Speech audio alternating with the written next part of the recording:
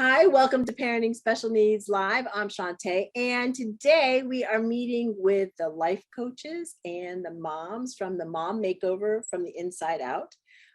So we're super excited to hear what they've been learning. I know Mom Makeovers, everyone normally thinks it's about hair or clothes, and we found that really interesting because that's not necessarily what all the moms wanted, and we figured we might be able to help better from the inside out. So we had great life coaches that were willing to work with us, and they're here tonight to share because they've all been working behind the scenes why we've been putting out the issue. And I'm going to pass it to Michelle Giannetti and let her introduce herself and then pass it on, although I already introduced her, but hey. So my name's Michelle Giannetti, and I work for Parenting Special Needs magazine, and I have a daughter who's 24 and who has special needs. And I'll pass it to Robin. Hi, I'm Robin Suzelis. I live in Canfield, Ohio, and I have two boys with autism, ages 10 and 15. Okay, Emily. My name's Emily Berman. I'm in San Diego, California. I am a certified life coach and also a mom of three, including one daughter who has nonverbal autism. Rachel. Pass it to Rachel. I have two kids, and my son is the one with special needs. All right, and Natalie. I am Natalie Haken, certified life coach, and I have two adult children with special needs. My son has autism, and my daughter has Wolf-Hirschhorn syndrome. Thank you for sharing, and nice to see everybody tonight. Yeah, nice to have everyone here. All right, so I guess we can start it off with, we wanted to, find out a little bit like what drew you all to coming to this, to being part of this, because it is kind of a little bit of an interesting thing that we're doing, right? A mom makeover from the inside out, and being willing to work with a life coach. So let's start off. Robin, you want to answer that question first? Sure. When Michelle asked me, I wasn't really sure what was all going to be involved, but she said, working to improve, looking at, where I am and improving from the inside out and getting to work with a great life coach. So it was very interesting to me because it's a new experience. Great. And Rachel, or do you want to do moms, or let's switch to a coach? Emily, you go. What drew you to be willing to participate? Well, this is really my community. And when Michelle reached out and I realized that this was a legitimate phone call, Oh, I know. I was definitely excited to be part of it and just give back to my peers. I mean, I coach Rachel, and we're both going through it. We're both living it, moms of kids with special needs. We both have our own paths with it, but I was excited to give back to this community. Rachel, your turn. Yeah, I think I was just excited because when you hear about a makeover, you think like hair and stuff, and you're like, I don't really need that. Like, I feel like when we are going through what we're going through, like you just push everything down. So you kind of want to, have a makeover from the inside and see like what you're missing out on, or, how you're actually feeling about it. Cause you don't really talk about how you're feeling because it's your kids first. So I just was intrigued about that. Yeah, no, that's cool. Natalie, what drew you? Well, I just felt so privileged when Michelle called me and invited me to do this, because I just feel like it's really an honor to be able to coach another mom who has children with special needs, because I know how coaching has changed my life. So I was more than happy to pass that on. I was going to say, I think there's what we were sharing about just a little prior before, was how nice it is to just have that common ground, the understanding, because again, you can have others maybe indicate they understand, but until you're in the journey, you can't truly get it. So it's nice to have that relationship. Absolutely. So how hard was the first session for you, Rachel? Was it hard? I think it was a little hard because I'm not used to talking about my feelings and things with my son. I feel like I just get in a routine of like, you push things down and you just kind of go on day, so to actually talk about like how I'm feeling about it. Like she kind of explained a lot to me, like how I was feeling, and that it's okay to feel that way. It's not that you have to push it down all the time. So I mean, it was definitely hard at first, but then once you start talking, you're like, wow, this is like, it kind of feels like a relief, just to get it. Yeah, I mean, Rachel's a great client. I've worked with a lot of people. She's a great client because she is open and willing to talk about things. So once I ask a question, she is open about it, and she was open to experiencing coaching. So that was really good. Our biggest obstacle was scheduling, and I find this with a lot of parents of kids with special needs because I've worked with a bunch over the years. And there's constantly things that come up with your kid that get in the way, and you need to cancel and reschedule. So that was the biggest obstacle. But as far as her showing up to the call and how it felt great. She was a great client. We connected, and I really enjoyed working with her. Oh, good. Yeah. That's good. Robin, we're going to throw the question to you and I'll repeat it. How was the first session? The first session was good. Felt comfortable with Natalie right away. So that was good for me. I think if I did life coaching with somebody that didn't understand where I'm at, I'm in my late 40s, and, everybody else in their late 40s, they have it all together. Their kids watch themselves, they're driving, so I'm in just this different place. And as a special needs mom, it's for us, it's, it's just different. It's every day. It's in trying to find some time for yourself while you're focusing on them. It's a challenge. Agreed. Yeah. All right. So Natalie, that same question to you. What the first session?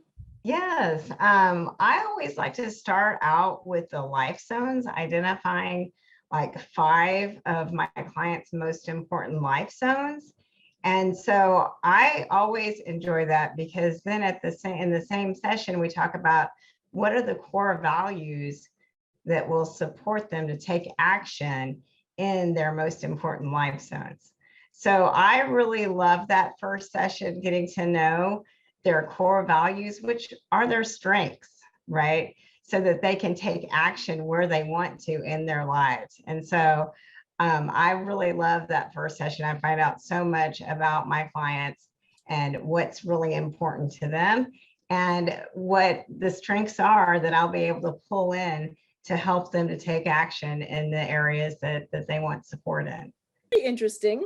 Michelle, you want to ask the next question? Yeah, I did. I guess that led me to say too, is, sometimes when you're so good at tucking it in and leaving it there, when it does come out, you're left with, I think, like residual emotions that, maybe your session's over, but then you're sitting there thinking, why is my brain tired, or why is my heart feeling more things? Was it hard for you?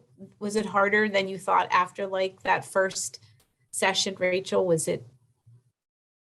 Did it feel amazing? And then did you have feelings to work through as you finished?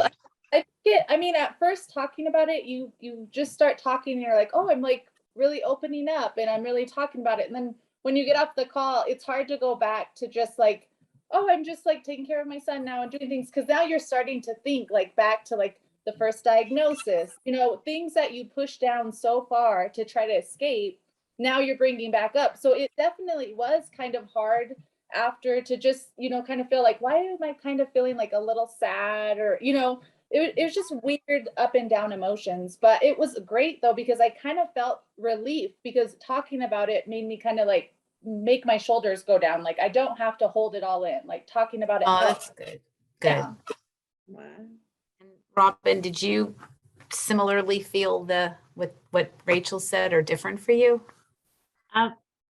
Definitely, I think for me, it felt empowering. I think more so than sad, I guess, I'm ready to make some changes, and I felt empowered afterwards, to kind of, figure out what I want to work on and change the mindset and try to really make some good goals and changes for myself. So for me, it was empowering. So because again, we're all new to this, all of life coaching and things, do you give, is it like homework that you give? I'm going to direct this maybe to Emily, and then of course, Natalie, but do you give homework to Rachel? Yeah, I generally do give, I call it life work. for Rachel, without going too much into it, but I didn't want to add more to her plate, give her something really concrete that I knew she wouldn't have time to do over the next week. So really, I just gave her some tools to help manage some of the areas that she was struggling, just to help her shift perspective a little bit. So it depends on the client. In this case, I had to be gentle because she's really in it. She's got a lot on her hands with her son and with 2 kids. So, you know, yeah. So just simple tools to like help her get out of, you know, a negative space and to make a more positive shift. Okay. Yeah. All right. And then Natalie? Yes, I do enjoy giving homework with every session. There's always something, but I try not to give, I never give like what I think would be too much. So, and it's always, the client always directs the direction of the coaching. It's like I said, in that first session, I do like to start with the life zones. So that way they can choose what goal they want to work on and what area they want to be working on. So the homework is always like a step, getting them a step closer to their goal or taking that action that we identified in the session. So it's never anything overwhelming. We just get closer to their goals one step at a time. Okay. So here's another thought I had is, you know, I know how it is for me. I could put stuff on my calendar and then find out I'm immediately erasing it and putting something else down that stepped in. But was it hard for you, Rachel and Robin, to, you know, not remember to find the time, but was it hard to find that? Just because things with my son can change in like the blink of an eye. Like I can have nothing on the appointment, like schedule for Wednesday, and we'll make an appointment and then we're in the emergency room or we're in the hospital or we're doing things. So it's hard to find time to be able to like commit to that full hour or 45 minutes because I don't know like what's going to happen, you know? So that was the only part that was really challenging. Robin, how does that schedule work like for you? Is it challenging? You know, both of my boys don't have the medical needs. So in that way, you know, we're fortunate and I am able to, I work mostly from home. So I was able to block off the time, you know, I didn't have to reschedule. We were able to keep our sessions. It worked out well. Oh, good. Okay. That's good to hear. Mm-hmm. But I'm just going to share too, not that my daughter doesn't have complex medical needs, but I feel similar to not exactly like Rachel, but I find it hard. I mean, sometimes I can't even schedule a massage or if her behaviors are off the, you know, just different things. So I think it is challenging for parents. Well, what's interesting is that I had to actually cancel one of the appointments because of an emergency that came up with my son. And so thankfully, of course, I knew Robin would understand. Isn't that nice? More than anyone else. So thankfully we were able to reschedule that. But yeah, that is what's nice about when you're coaching other parents who have children with special needs. You know that they understand where you're coming from. I had my daughter walking in Zooms like all of 2020, you know, and it's like, that's just the way it is around here. So true. That's true. So anyways, I want to ask, when was the first moment, this is for the moms, like when you realized you had changed or a tool that you had been given actually helped?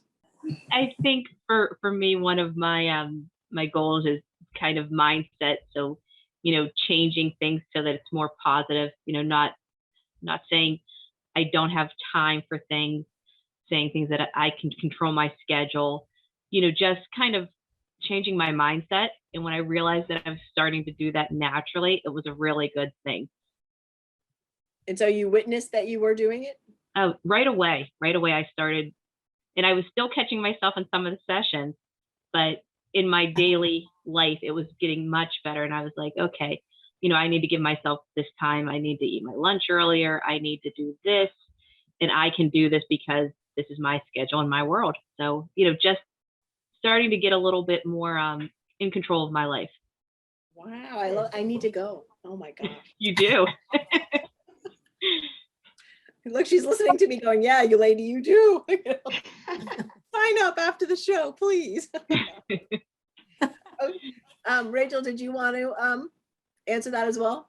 Oh yeah, I think it just she kind of helped me with my anxiety. I mean, I've been having a hard time with anxiety, and she just taught me like breathing exercises, things to kind of, take time for myself and actually like learn how to breathe and, not get it to the panic, right away, and kind of just see what's going around, assess my situation. And I just think that really helped a lot. Like the first time I did it, it was amazing. Good. Nice to hear. So after you're done with your month. So, are you planning on considering to have the life coaching be part of your plans in the future? I mean, to continue it? So, Rachel? I mean, I would love to, because I think it helped. I mean, the sessions that I did have were amazing. Like it was nice to get off my chest and learn different exercises. So I definitely want to, yes. Good. And then Robin? Yes, already planning on doing 2 sessions a month with Natalie to give me continue on the tools and strategies I need, as well as keeping me accountable for my goals. So, so what could we say would be just like the funny thing that happened on this journey in the months? Anything that was like a funny thing, or maybe one of the hardest things you learned, if you want to share on either end of the line there?